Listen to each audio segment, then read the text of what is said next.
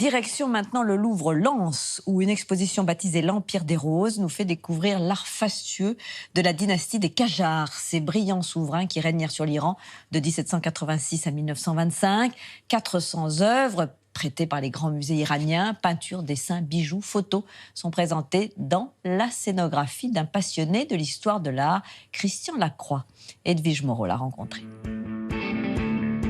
L'Empire des Roses nous accueille au Louvre-Lens pour célébrer l'art persan sous la dynastie des Qajars en Iran. Mal connue, cette période des 18e et 19e siècles est charnière dans l'histoire de l'art iranien. Les 400 œuvres exposées témoignent à la fois d'un attachement à une imagerie traditionnelle perse, mais également d'une influence croissante de l'Occident et des innovations techniques. C'est au créateur Christian Lacroix qu'a été confiée la scénographie de l'exposition. La première vision que j'ai, effectivement très impressionnante de l'art de cette époque-là et des Qajars, c'était un livre qu'on m'avait offert quand j'étais malade, très jeune, des Contes des Mille et une Nuits.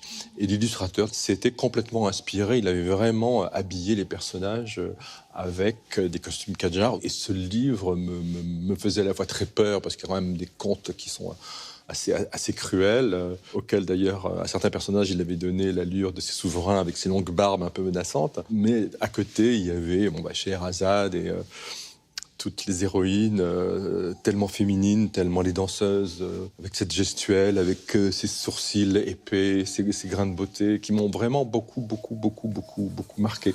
Le titre de l'exposition fait référence au recueil le plus célèbre de la littérature persane, le Golestan, qui se traduit par l'Empire des Roses.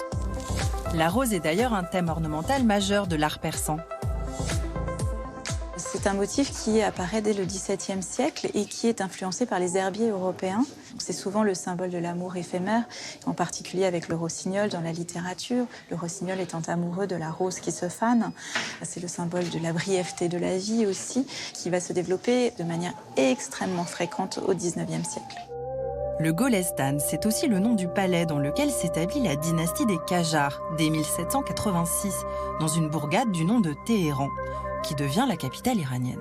Il y a deux souverains qui marquent beaucoup l'histoire des arts. Le premier est Fatal Shah, qui règne entre 1797 et 1834. C'est lui qui est vraiment à l'origine d'un certain nombre de phénomènes, dont l'usage en politique du portrait impérial. C'est lui qui décide en premier de codifier son image et de la diffuser dans le but de montrer une image très forte de cette dynastie.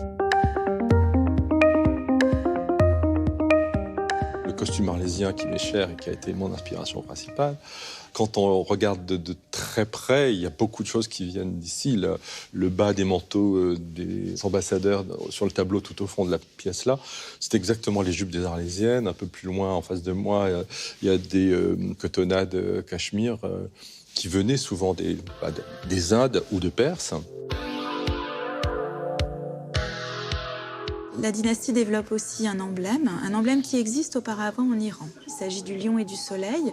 C'est un symbole qui figure par exemple sur l'ordre de chevalerie qui est créé, sur le modèle de la Légion d'honneur. Grand mécène des arts, Fatal Shah joue de la glorification de son image jusque dans les portraits de femmes qu'il fait réaliser.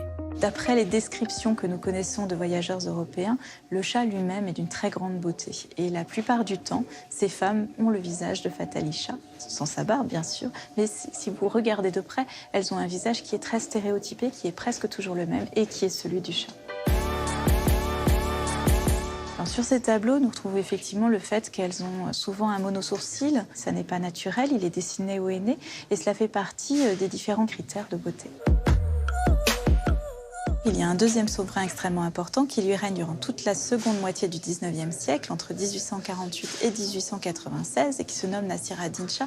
Nasir ad-Din Shah est important pour l'histoire des arts parce qu'il pratique lui-même le dessin et la photographie surtout, et qu'il a un goût immodéré pour la photographie au point d'en produire des milliers et des milliers de clichés. Nasir ad-Din Shah est le premier souverain à voyager en Europe et à recevoir des artistes comme les peintres français Eugène Flandin et Jules Laurens, ou l'architecte Pascal Coste, qui font partie des premiers voyageurs à faire connaître l'histoire et la culture iranienne. Ce que j'aime beaucoup dans l'exposition, c'est ce va-et-vient entre l'Iran et l'Europe et la France. Et tous ces peintres qui sont partis, qui ont voyagé, qui ont ramené les tableaux que vous avez vus, me passionnent.